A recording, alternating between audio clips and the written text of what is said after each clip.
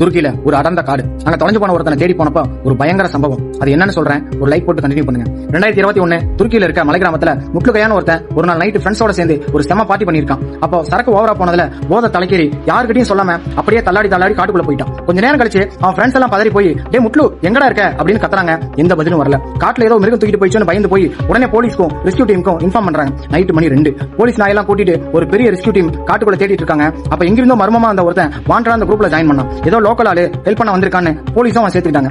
அவன் சும்மா இல்லாம முட்லுன்னு மத்தவங்கள விட பயங்கர சத்தமா கத்திட்டு சுமார் 3 மணி நேரம் மலையில ஏறி முள்ளுக்காட்டுல புகுந்து பயங்கர டெடிகேஷனா தேடுறான். உங்களுக்கு யார் மேலேயும் டவுட் இருந்தா கமெண்ட்ல சொல்லிட்டு கண்டினியூ பண்ணுங்க. பொழுதே விடிய போகுது. ரெஸ்கியூ டீம் லீடர் கடுப்பாகி டே முட்லுகையா எங்கடா இருக்க, உயிரோட இருந்தா பதில் சொல்றான்னு பயங்கர சத்தமா கத்துறாரு. இதை கேட்ட அந்த மர்ம ஆளு அப்படியே ஷாக் ஆகி சார் ஒரு நிமிஷம் யார் தேடுறீங்கன்னு இப்பதான் புரியுது. அந்த முட்லுகையா நான் தான் சார். எவ்வளவு நேரமா என்னையமா தேடிட்டு இருந்தீங்க?